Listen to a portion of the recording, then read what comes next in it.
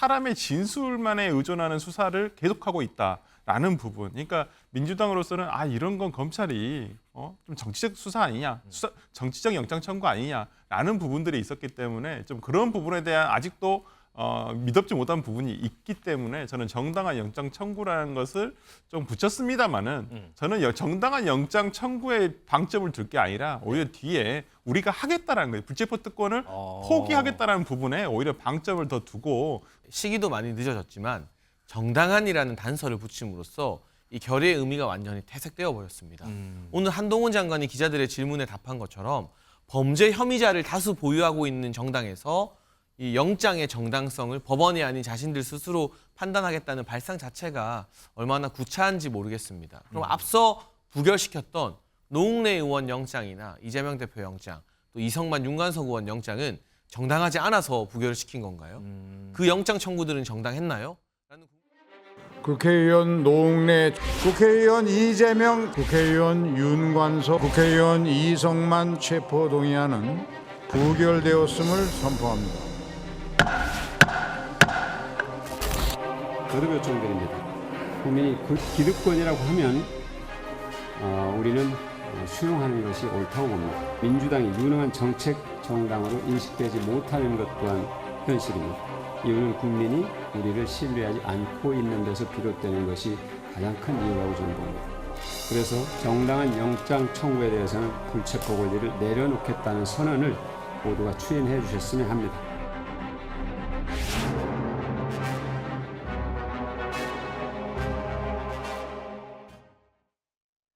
민주당 혁신위가 제안한 제1호 혁신안, 바로 국회의원 불체포 특권 포기였죠. 민주당 의원이 25일 만에 이 혁신안에 응답을 했습니다. 그런데 여기에 조건이 붙어서 여러 가지 얘기들이 나오고 있습니다. 민지숙 기자, 네. 어떤 조건이 붙었어요? 네, 민주당 앞서 들으신 대로요. 이 정당한 영장일 경우 이렇게 단서 조항을 달았습니다. 이런 발표에 대해서 한동훈 법무부 장관은 이 정당한 영장인지 아닌지를 판사가 아니라 이 범죄 혐의자가 속한 정당이 판단하냐 이렇게 반문하면서 특권을 포기하기 싫으면 그냥 싫다고 하지 국민이 보시기에 구차한 이야기 같다 이렇게 비판했습니다. 그렇지만 어제 민주당 이 정당성을 판단하는 기준 국민의 눈높이다 이렇게 발표했는데요. 네. 이런 답변에도 취재진의 질문이 이어지자 정당한 영장에 대해 부연 설명을 이어갔습니다. 직접 듣고 오시죠. 충분히 국민의 눈높이에 맞춰 하겠다 하는 점을 다시 한번 강조해서 말씀드립니다. 국민들이 보셨을 때 저거는 뭐 맞다 이렇게 생각하시도록 하겠다는 거죠. 혹시 이런 일이 있으면 다음에 분명히 행동을 보여줄 거예요. 네. 오늘 말씀하시네요. 네. 의원들이 전체적으로 정당한 영장 청구에 대해서 의원들의 불체포 특권을 내려놓기로 의견을 모았습니다. 기준은 국민의 눈높이입니다. 특별히 이례적으로 부당한 영장 청구라고 판단하지 않는다면 저희들이 불체포 특권을 내려놔야 되지 않겠냐라는 판단을 하고 있는 겁니다.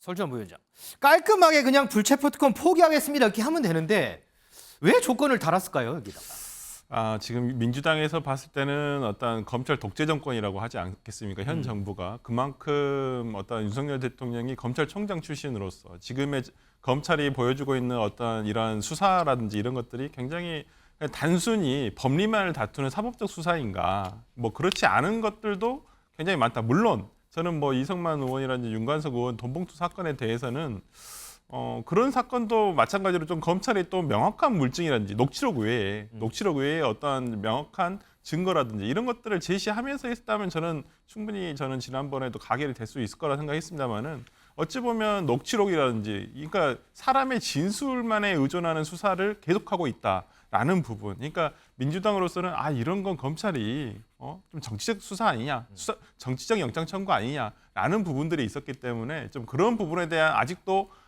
믿업지 못한 부분이 있기 때문에 저는 정당한 영장 청구라는 것을 좀 붙였습니다만은 저는 정당한 영장 청구에 방점을 둘 게 아니라 오히려 뒤에 우리가 하겠다라는 거예요. 불체포 특권을 포기하겠다라는 부분에 오히려 방점을 더 두고 그 부분을 좀 국민들께서 더 이렇게 들어주신다면 오히려 앞에 부분은 저는 그렇게 큰 의미는 없다. 그러니까 아까 송기현 의원이 말씀해 주셨지만 청구라는 다음번에 아마 청구가 있었을 때는 이제까지는 민주당이 당론으로 결정한 바가 없습니다만은 저는 당론으로 아마 이 부분에 대해서 한번 정하지 않을까.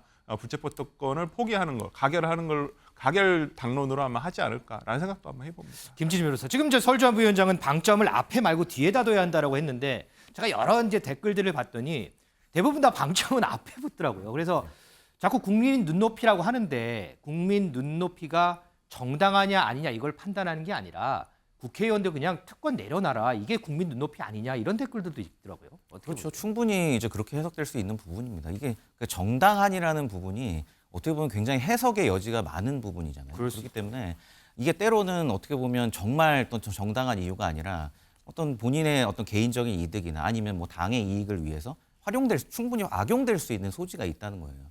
예를 들면 과거에 이제 이재명 대표의 어떤 이 직무를 계속해서 직무집행 관련해서도 민주당 당원 80조의 정치적 탄압이라는 이제 예외 사유가 있잖아요.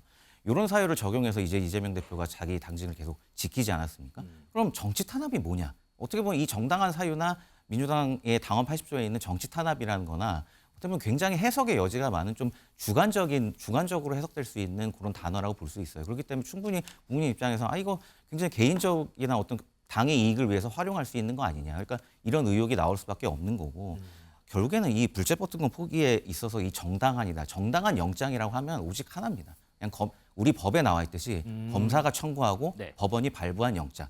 이것만이 정당한 영장인 거지 기타의 사유는 제가 볼 때는 들어갈 여지가 없다고 보여집니다.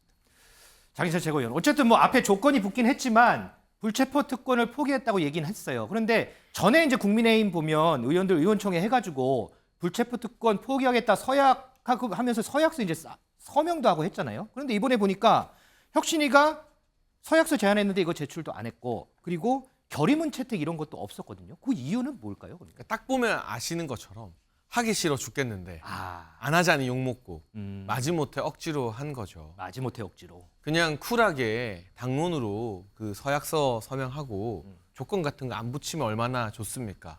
그런데 시기도 많이 늦어졌지만 정당한이라는 단서를 붙임으로써 이 결의의 의미가 완전히 퇴색되어 버렸습니다.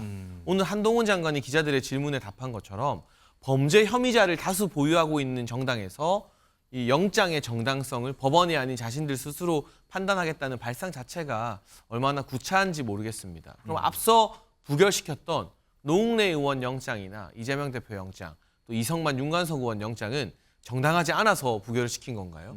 그 영장 청구들은 정당했나요? 라는 국민의 물음 앞에서 민주당이 얼버무리는 것 외에 무슨 대답을 할 수 있을지 잘 모르겠고요. 앞으로 만약 이재명 대표 최근에 이 대장동뿐만 아니라 쌍방울의 대북 송금, 또 백현동과 관련해서 주요 핵심 관계자들의 진술이 술술 나오고 있는데 여기에 만약 2차 영장이 청구된다면 그 정당성을 민주당이 어떻게 판단할 것인지 또 돈봉투 받았다는 의원들 20명 그 소환 조사가 시작된다고 하는데 그들에 대한 영장은 그럼 정당한 것인지 정당하지 않은 것인지 영장 청구할 때마다 국민들이 민주당 쳐다보면서 이 영장은 정당합니까? 지켜봐야 되잖아요. 네. 근데 정치라는 건 예측 가능한 지표를 국민들한테 제시해드려야 되는 것인데 이렇게 불안정하고 불완전한 결의를 하는 것은 안 하느니만 못한 정치쇼라는 비판을 피해가기 어려울 것 같습니다.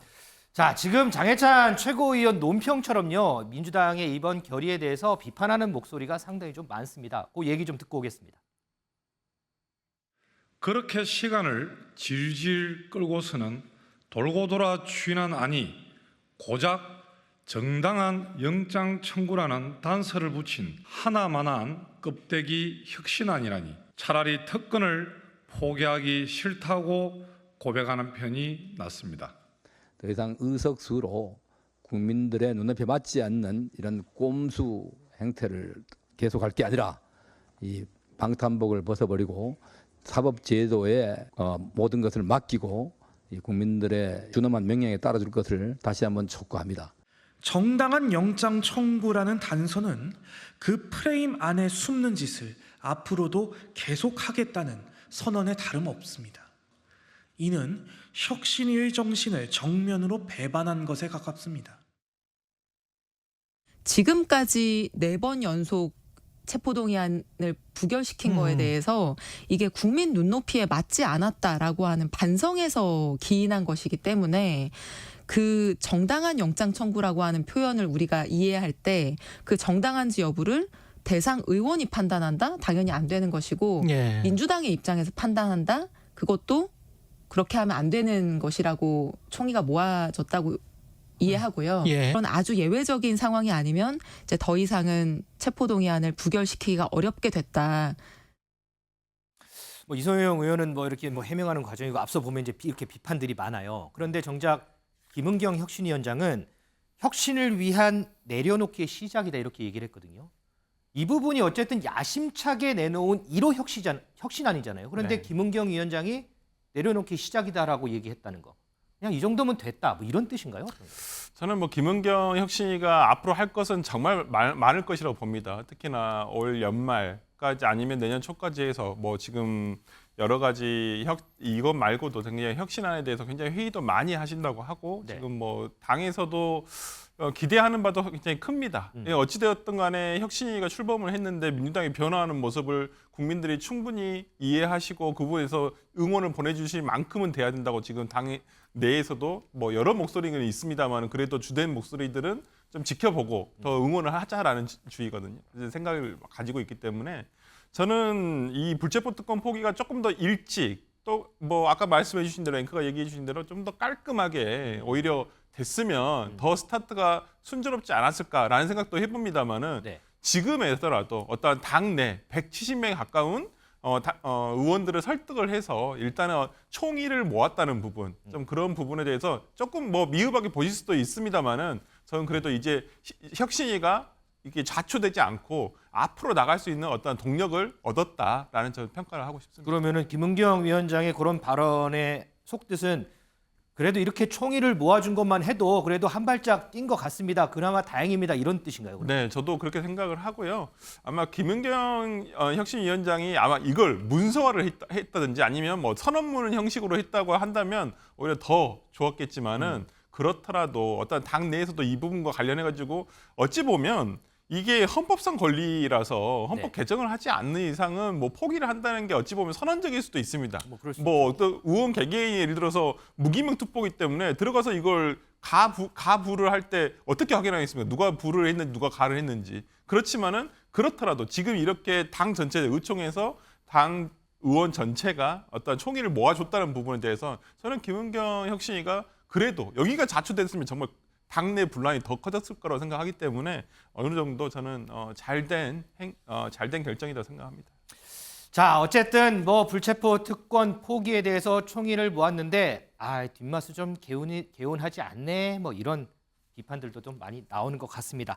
자, 이런 가운데 김은경 위원장 다음 혁신 대상을 예고했습니다. 뭔지 얘기 한번 들어보겠습니다. 공천을 혹시 다루실 겁니까? 혁신위원회에서? 국민들이 원하신다면 안 다룰 수는 없을 부분인 것 같고 상당한 어떤 파장이 있었거든요. 이런 그러니까 공개적인 어떤 경고성 발언도 이미 나온 바가 있었는데. 그 무엇도 혁신의 대상이 될 수 있다라고 하는 건 제가 처음 시작할 때 천명했던 바이고 국민이 원하는 방향으로 국민의 눈높이로 이 문제를 해결하고 싶습니다. 혹시 공천을도 다룬다는 걸 이재명 대표 알고 계십니까?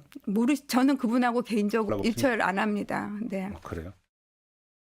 설지한 부위원장. 지금 민주당 상황 뭐 모르는 사람 없을 거예요. 지금 상황이 어떻다고 다 아는데 이런 상황에서 혁신위가 공천룰을 만진다.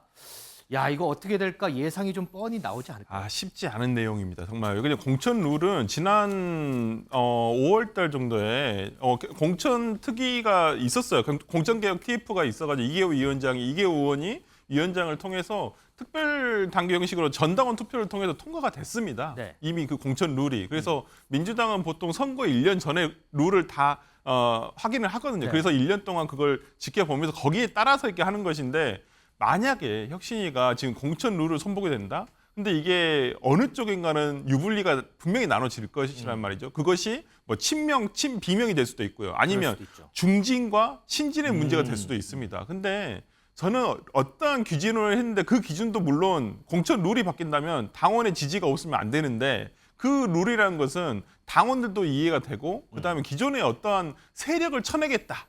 아니면 똑같은 기준이 적용되는 기준이어야 되지 누군가를 쳐내기 위한 기준을 만들어서는 그러면 오히려 더 민주당이 더 이게 혁신이 되는 게 아니라 국민들의 마음으로부터 그냥 분열의 정당으로밖에 남지가 않을 수가 있기 때문에 저는 혁신위가 이 부분에 대해서는 정말 숙고를 해서 정해야 된다고 봅니다. 알겠습니다.